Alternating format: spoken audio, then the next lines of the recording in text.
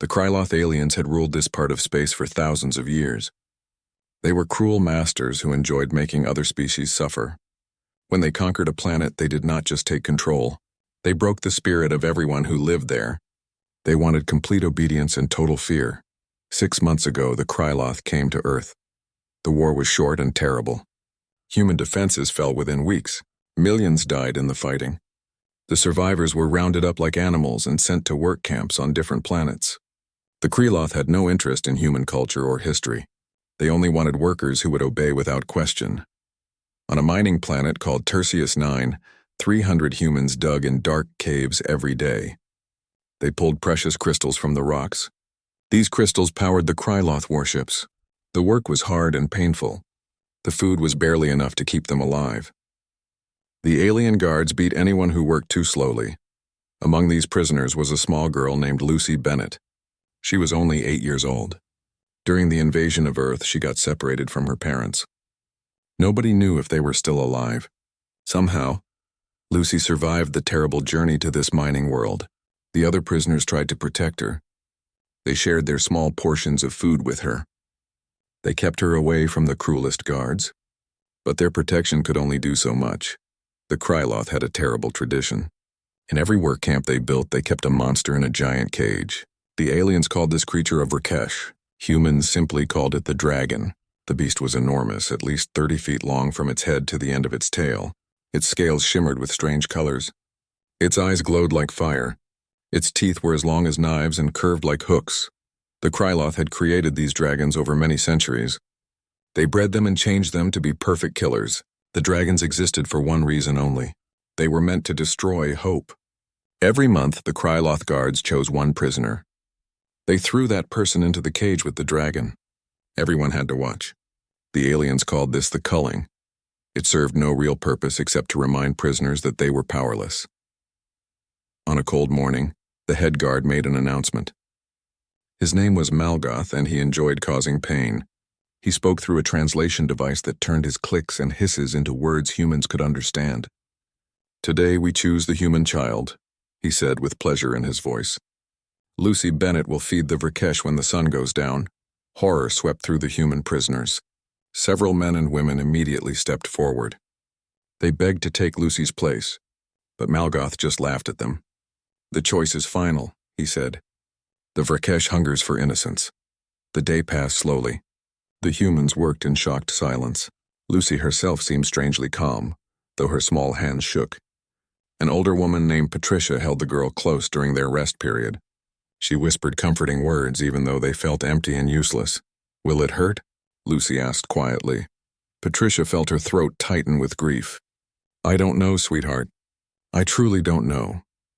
When sunset came, the guards forced all prisoners to gather in the main compound. Attendance was required. The Kryloth wanted everyone to see. They wanted everyone to feel helpless and broken. 2 guards grabbed Lucy and dragged her toward the massive cage. She looked impossibly tiny next to the huge iron bars. Inside the cage, the dragon stirred. Its scales scraped against stone as it moved toward the entrance. Malgoth opened the heavy door and pushed Lucy inside. The door slammed shut with a loud clang. The dragon emerged from the shadows of its den. It moved with the grace of a predator, its glowing eyes fixed on the small human child standing in the middle of the cage. Steam rose from its nostrils. Its jaws opened slightly, showing rows of deadly teeth designed to tear flesh from bone. Every human watching felt their heart break. Some turned their faces away. Others forced themselves to watch as if witnessing Lucy's death was the only dignity they could offer her in these final moments. Lucy stood very still. She did not scream. She did not try to run. She simply looked up at the massive creature approaching her and did something nobody expected. She smiled. Then she spoke in her clear, young voice. "Hello there. Are you hungry? They don't feed you much, do they?" "I can tell. You look sad." The dragon stopped moving. Its head tilted slightly to one side. The burning eyes narrowed. It lowered its massive head toward the child, close enough that its hot breath moved her hair. Lucy reached out one small hand and gently touched the dragon's scaled nose. "It's okay," she whispered. "I'm scared too." What happened next would be talked about for years to come. The dragon made a sound, low and rumbling. It was not quite a growl. It was something else entirely. Something that might have been recognition or sorrow, or perhaps something deeper that nobody had words for.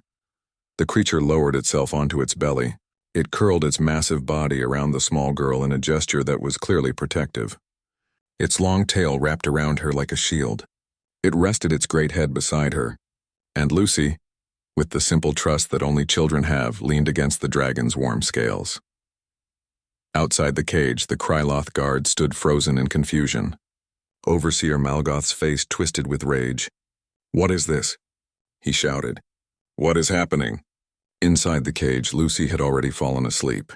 She was exhausted from fear and relief. She lay cradled in the embrace of a creature that had been bred for nothing but destruction. The dragon's eyes glowed brighter as it watched over her.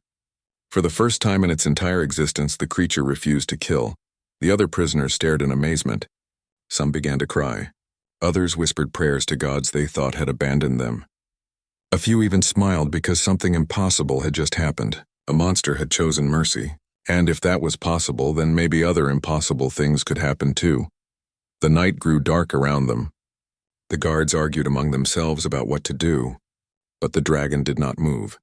It stayed curled around Lucy, protecting her, keeping her warm and safe. Hope, that dangerous and precious thing, began to kindle in human hearts once more. The Kryloth did not know how to handle failure. Their entire civilization was built on being dominant and creating fear. The dragons had never refused to kill before. In thousands of years of conquest, the creatures had devoured countless prisoners without hesitation. This had never happened before. Overseer Malgoth stood outside the cage as morning came. His 4 eyes stared at the impossible scene inside. The human child still slept peacefully against the dragon's side. The creature remained motionless but awake and watchful. Its glowing gaze followed every guard that came near the cage. "Separate them," Malgoth ordered his soldiers. "Do it immediately." 4 guards approached the cage with electric prods and neural whips. These weapons could bring even a dragon to its knees through pain. But when the cage door opened, the dragon rose to its full height. It placed itself between the guards and the sleeping child. The rumble that came from its chest was clearly a warning.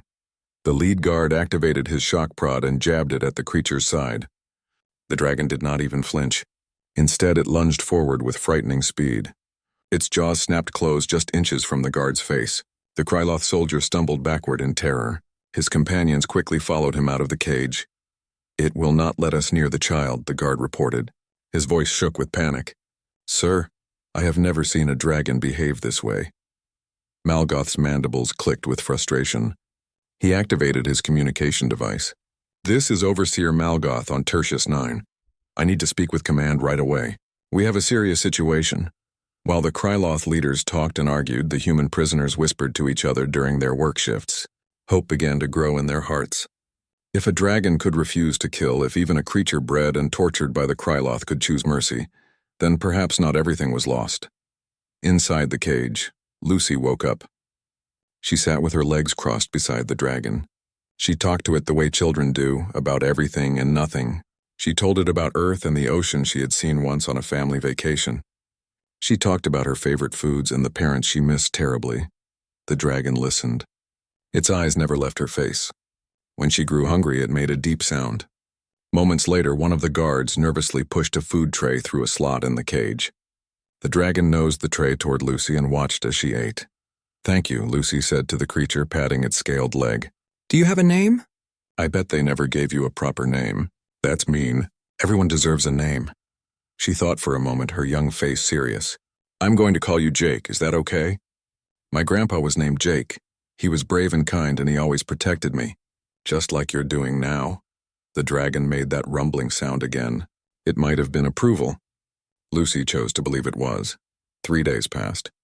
The Kryloth High Command sent specialists to study the situation. They ran scans and reviewed data. They talked to their scientists. The conclusion was always the same. This should be impossible. The dragons were programmed from birth to see other species as prey. The programming was genetic. It was reinforced with chemicals and neural conditioning, yet Jake refused every command. The creature ignored every stimulus.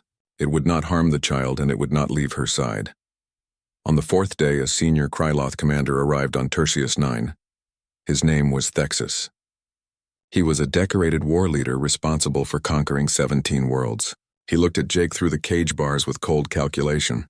"The creature is damaged," Thexus declared. "Its conditioning has failed. This is a genetic problem. We will destroy it and breed a replacement." "No." The shout came from Patricia, who stood among the watching prisoners. She stepped forward before the guards could stop her. "You cannot kill it, please. It has done nothing wrong." Thexus turned his attention to the old woman.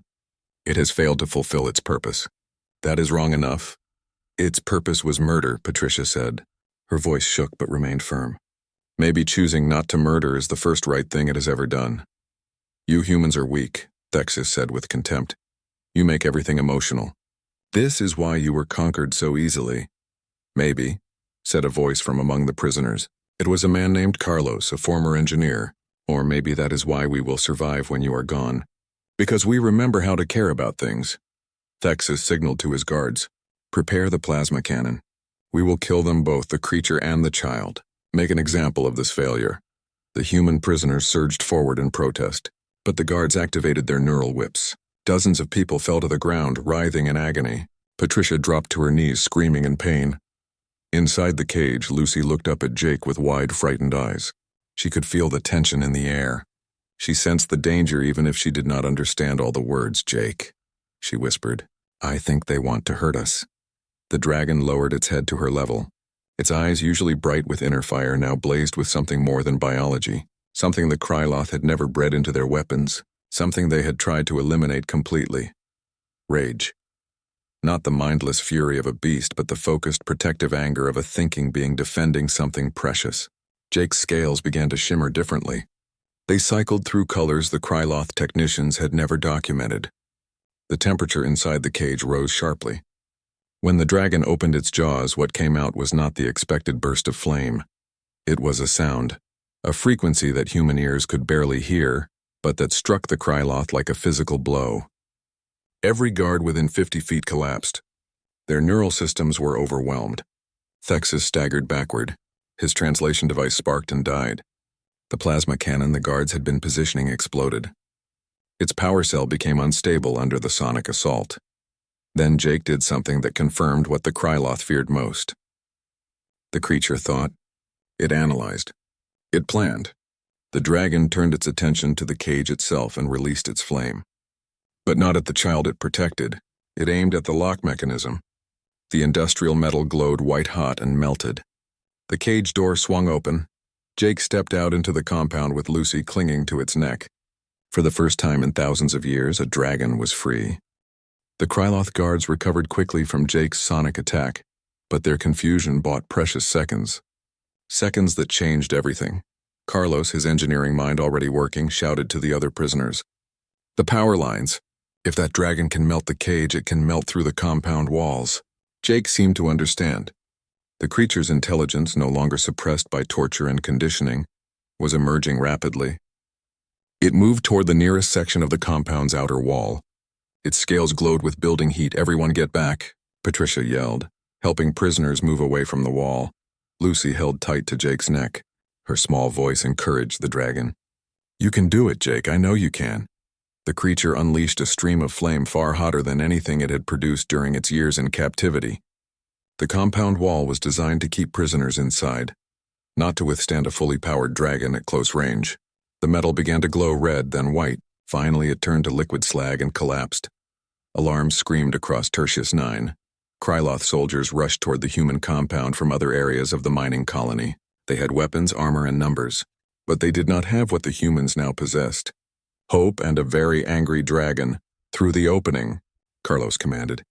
"Everyone move now." The human prisoners poured through the gap in the wall.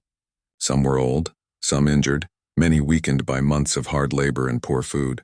But they ran with desperate determination because this might be their only chance at freedom. Jake positioned itself at the breach like a living shield. When Kryloth soldiers arrived and opened fire with plasma rifles, the dragon's scales deflected most of the shots. Those that penetrated only seemed to make the creature angrier. Jake grabbed a soldier in its jaws, shook once and tossed the body aside. Then it swept its tail in a wide arc, sending 3 more guards flying through the air. All the while, Lucy clung to its neck with her eyes squeezed shut against the violence. She buried her face in Jake's scales and tried not to think about what was happening around her. "Jake is protecting us," Patricia said, helping a limping prisoner through the breach. "That creature is saving us all." But as more humans escaped, the situation grew worse. Commander Thexus had recovered from the sonic attack. He was coordinating the response. Kryloth shuttles lifted off from landing pads around the colony. They moved to cut off escape routes. Ground vehicles with heavy weapons rumbled toward the human compound. Carlos looked at their situation with grim understanding. "We cannot outrun them. We are on foot, most of us barely able to walk. They have vehicles and air support." "Then we do not run," said a woman named Lisa. She had been a soldier before the invasion. "We fight. With what?" Carlos gestured at the unarmed prisoners around them. "Our bare hands?" Lisa pointed at Jake. "With that. And with whatever we can make. This mining colony has explosives, heavy equipment, and chemical supplies. Carlos, you are an engineer. Tell me we cannot make something useful from those things." Carlos looked at the desperate faces around him. Then he looked at the dragon still holding the breach. Lucy had climbed down from Jake's back. She stood beside the creature with her small hand resting on its leg in a gesture of solidarity. "Okay," Carlos said. "Here is what we do." Over the next hour, while Jake held off increasingly aggressive Kryloth attacks, the humans scattered throughout the colony in small groups. Carlos led a team to the mining equipment storage area. Lisa took another group to the chemical storage facility. Patricia organized the children and elderly into a protected area within the maintenance tunnels. The Kryloth were confused by the human strategy. They had expected a desperate flight toward the spaceport. Instead, the prisoners seemed to be digging in, preparing for a battle they could not possibly win. Commander Thexus watched from his command shuttle.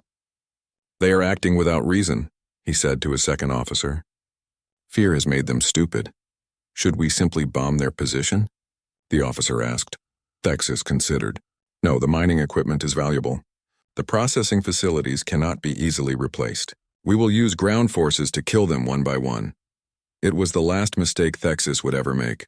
Carlos and his team had modified the mining explosives. They created shaped charges that could punch through vehicle armor. Lisa's group had turned the chemical supplies into weapons. They created mixtures that ate through Kryloth armor suits. Other prisoners used whatever tools they could find to create improvised weapons. But the real surprise was Jake. Lucy had been talking to the dragon throughout the crisis. She realized something the Kryloth never had. Jake was not just intelligent. The creature could communicate.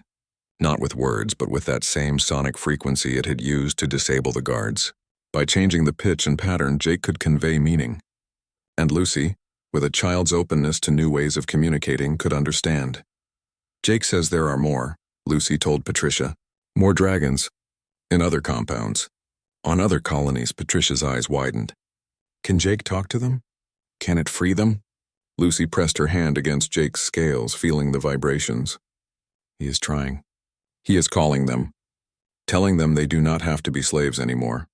Across Tertius 9 and 3 other compounds, the Kryloth dragons began to act strangely. They refused orders. They stopped eating.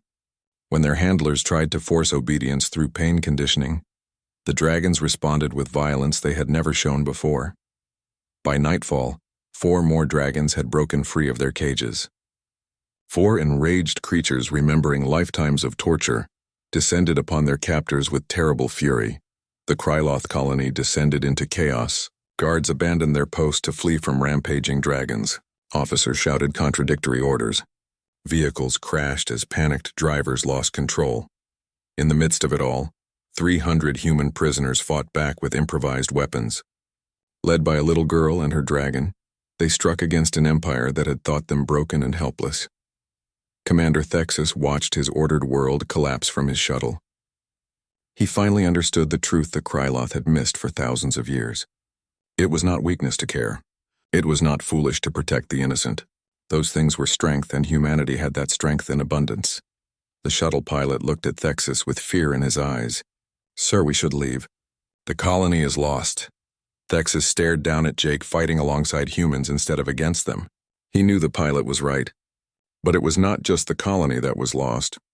It was everything the Kryloth Empire had built. Everything they believed about power and dominance and fear. A little girl had touched a dragon's nose and whispered words of kindness.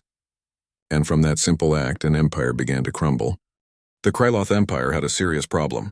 What happened on Tertius 9 should have been easy to control. One colony, one malfunctioning dragon, a few hundred prisoners. The Empire had crushed much larger rebellions with ease, but word was spreading in a way the Kryloth never anticipated. Not through human communication channels which they monitored and controlled. The message was spreading through the dragons themselves. Jake's call to the other creatures had awakened something that thousands of years of genetic engineering could not suppress. The dragons were intelligent beings. They always had been. The Kryloth had just tortured that intelligence into submission for so long that everyone, including the creatures themselves, had forgotten it existed. Within 1 week, 20 more colonies reported dragon uprisings. Within 2 weeks, the number reached 50. The Kryloth's main weapon of terror had turned against them, and they had no backup plan. On Tertius 9, the humans had made their position stronger. Carlos used his engineering skills to transform the industrial area into a defendable fortress. Lisa trained former soldiers and even regular civilians in guerrilla fighting tactics. Patricia organized supply lines and medical care with whatever materials they could find. Lucy Bennett, only 8 years old and impossibly brave, served as the bridge between humans and dragons. 5 creatures now lived in the colony, all communicating with each other through their sonic language. Lucy sat among them daily, learning their patterns, translating their needs and concerns to the other humans. They have names, Lucy explained to Patricia one evening. They always had names, but the Kryloth never let them use them. Jake told me his real name. She made a sound, a complex harmony that her human voice could approximate but not quite match. I still call him Jake, though. He says that is okay. He likes it. Patricia smiled, though her eyes were sad. Lucy, honey, you know we cannot stay here forever. The Kryloth will come back with more ships and more soldiers. Eventually they will overwhelm us. Jake knows, Lucy said simply. That is why we have to leave. Leave? Honey, we are trapped on this planet. The Kryloth control all the ships. Lucy shook her head. Not all of them. There is a supply ship coming in 3 days. Jake can hear it. Something about the engine frequency. It is going to land at the spaceport on the other side of the planet. Carlos, who was nearby and heard this conversation, leaned closer. How could Jake possibly know that? Lucy placed her hand on the dragon's scales. They hear things we cannot. Feel things. The dragons were made to be weapons, but the Kryloth built them with senses that could detect enemies from really far away. Jake says if we can get to the spaceport, we can take the ship. That is 100 miles through hostile territory, Lisa said, joining the discussion. We have 300 people and only some of them can fight. The dragons are amazing, but they cannot shield everyone from plasma fire for 100 miles. Jake made a rumbling sound. Lucy listened, then translated. He says we do not have to walk. He says the dragons can carry us, and there are mining vehicles we can use for supplies and people who cannot ride. Over the next 3 days, the humans prepared for their most desperate plan yet. They loaded mining vehicles with supplies, weapons, and those too weak to ride on dragonback. Carlos fitted the dragons with makeshift harnesses that allowed multiple people to ride safely. Lucy naturally rode with Jake at the front of the group. The journey to the spaceport was terrifying. Kryloth patrols spotted them multiple times. Each encounter turned into running battles. But the dragons proved devastatingly effective in combat. Their flame could melt vehicle armor. Their sonic attacks disrupted Kryloth communications and nervous systems. Their sheer physical power made them formidable fighters. The humans fought with the desperation of people who had nothing left to lose. Lisa's training paid off as small teams executed hit-and-run attacks, drawing fire away from the main group. Carlos rigged explosives that caught pursuing vehicles in deadly traps. Patricia coordinated the civilians, keeping them moving, keeping them together, refusing to let anyone be left behind. By the time they reached the spaceport, they had lost 17 people. 17 humans who had survived Earth's conquest, the labor camps, and the impossible escape, only to fall in the final push for freedom. Lucy cried for each one. Her tears soaked into Jake's scales. The dragon made soft sounds that might have been grief. The spaceport was lightly defended. The Kryloth had concentrated their forces around the original compound, expecting the humans to remain trapped there. Carlos and Lisa led an assault team that took the control tower in 15 minutes. The supply ship, a massive vessel designed to carry ore and equipment, was on its final approach. "Everyone on board," Carlos shouted. Move, move, move. The humans poured into the supply ship's cargo holds.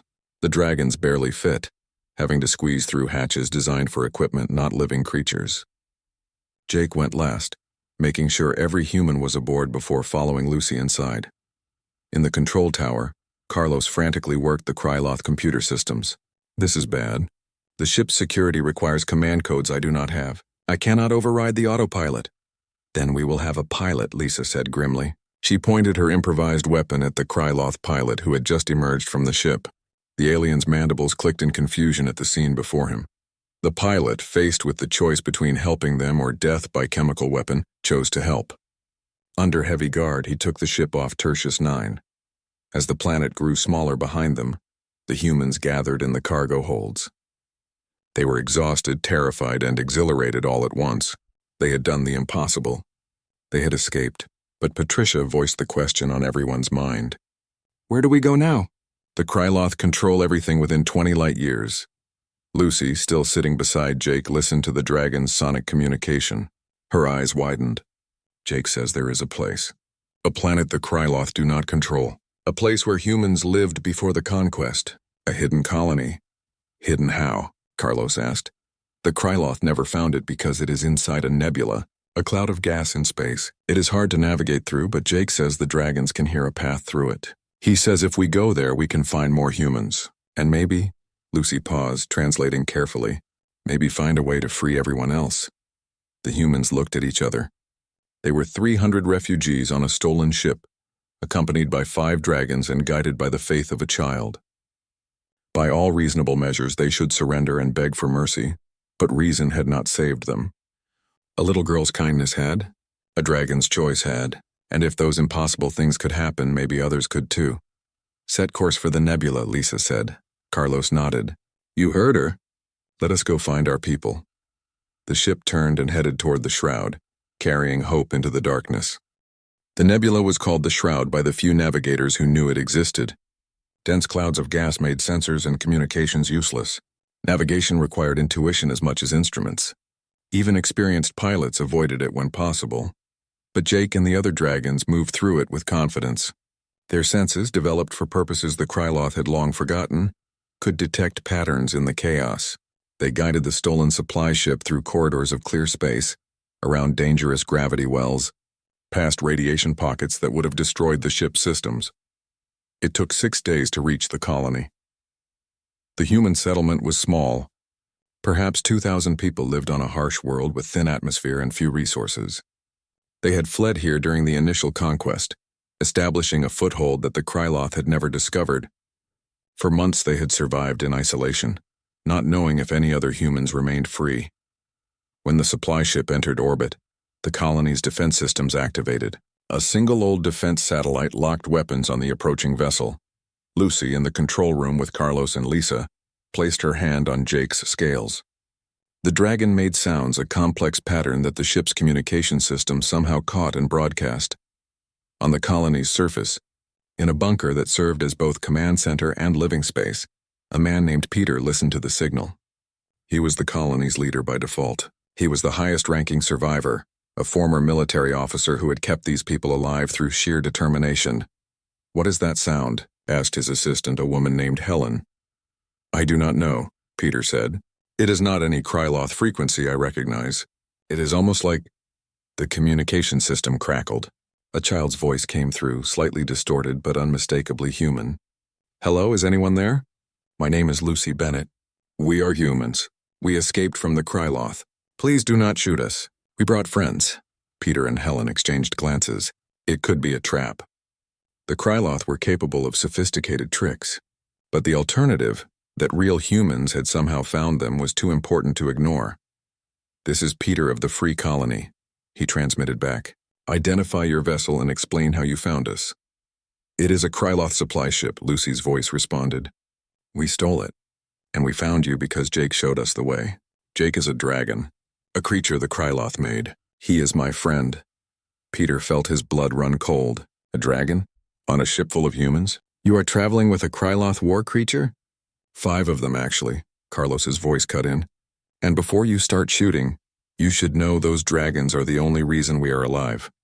They saved us. They are on our side." It took another hour of tense talking before Peter agreed to let the ship land. Even then, he gathered every armed person in the colony and positioned them around the landing pad with orders to fire if the dragons showed any aggression. The supply ship settled onto the pad with a hiss of engines. The cargo ramp lowered. Lucy emerged first, small and tired, her clothes still dirty from the escape. Behind her, massive and terrifying, came Jake. The dragon's head turned, looking at the armed humans, calculating threats with predator instincts. Peter's hand tightened on his weapon. One wrong move and he would order his people to open fire. Then Jake did something unexpected. The dragon lowered itself onto its belly, making itself smaller and less threatening. It made a soft rumbling sound and turned its head to look at Lucy with obvious affection. Lucy walked over and hugged the dragon's leg. "It is okay, Jake. These are good people. They are going to help us." The other refugees began leaving the ship. 300 exhausted, traumatized, but unbroken humans, followed by 4 more dragons who copied Jake's submissive posture. Patricia stepped forward, her voice carrying across the landing pad. "I know this looks impossible. Believe me, we are still trying to understand it ourselves, but these creatures chose mercy over murder. They chose freedom over slavery, and if they can do that, if beings created to be weapons can learn to be something else, then maybe there is hope for all of us." Peter slowly lowered his weapon. Helen beside him did the same. One by one, the colony's defenders stood down. "Welcome," Peter said finally. "Welcome to the free colony. We need everyone we can get." The integration was not easy. The refugees needed food, medical care, and help with their trauma. The colony's resources were stretched to breaking point. Tensions flared as frightened people came face to face with dragons in narrow corridors. But Lucy moved through it all with the natural grace of a child, talking to dragons and humans alike, bridging the gap between species with simple kindness. And slowly, impossibly, it began to work. The dragons proved invaluable. Their strength helped with construction projects. Their senses detected approaching Kryloth patrols long before human sensors could. And Jake, working with Carlos and Peter, revealed something extraordinary. The dragons had detailed knowledge of Kryloth military operations, facility locations, and communication protocols. Information planted during their conditioning, but now being used against their former masters. 3 months after the refugees arrived, Peter called a colony-wide meeting. Humans and dragons gathered in the largest cavern, a space carved out by mining equipment. "We have a choice," Peter announced. "We can hide here, save our resources, and hope the Kryloth never find us. That is the safe option. It is survival." He paused, looking at the faces before him. Humans who had lost everything, dragons who had suffered for centuries. "Or we can fight," Peter continued. "Carlos and the dragons have been working on something. A plan. It is dangerous. Many of us will not survive it. But if it works, we will not just free ourselves. We will free everyone." Lisa stepped forward. "The Kryloth use a central command network. Every conquered world, every labor camp, every military base, they all report to and receive orders from one central station. It is in the Kepler expanse, hidden behind defenses that would take a fleet to break through." "We do not have a fleet," Patricia said quietly. "No," Carlos agreed. "But we have something the Kryloth never expected. We have dragons who can communicate across light years using sonic frequencies that travel through a dimension the Kryloth do not monitor. And we have Jake, who has been calling to every dragon in the Empire, teaching them to remember themselves." Lucy stood up, her young voice clear and strong. "There are thousands of dragons, on hundreds of worlds, and they are all listening to Jake now. They are all waking up." Peter revealed the plan. It was bold to the point of madness. A coordinated uprising across the entire Kryloth Empire, every dragon on every world, turning on their masters at the same time. And in the chaos, a small team, humans and dragons working together, would strike at the command station and cripple the Empire's ability to respond. "We need volunteers," Peter said, "for the strike team. I will not lie to you. It is extremely dangerous. The chances of success are small. But if we do nothing, we will be running forever." Lucy's hand shot up immediately. "I will go. Jake will go. We started this. We should finish it." "Absolutely not," Patricia said. "Lucy, you are 8 years old. You are not going on a mission like this. Yes, I am, Lucy said with quiet determination. The dragons trust me. They will follow me. And someone has to be there to translate for Jake. Someone has to show the Kryloth that even a child is braver than they are. The argument lasted for hours. But in the end, with heavy hearts, the adults accepted the truth. Lucy and Jake were the center of everything. Without them, the plan would fail. 2 months later, a small fleet of stolen and modified ships left the free colony. 30 humans, 5 dragons, and 1 8-year-old girl who had accidentally started a revolution by showing kindness to a creature bred for cruelty. As they traveled toward the command station, Jake's call continued to spread. On labor camps and military bases, in breeding facilities and training centers, dragons remembered themselves. They remembered pain and torture, but they also remembered Lucy's hand on Jake's nose, her whispered words of comfort, her recognition of their suffering. They remembered that someone had cared. Across the Empire, in cages and compounds, the dragons began to break free. The Kryloth Empire, thousands of years old and seemingly invincible, began to crumble. Not because humanity had better weapons or tactics, not because of some master strategy, but because a little girl had shown mercy to a monster, and the monster had chosen to be something more.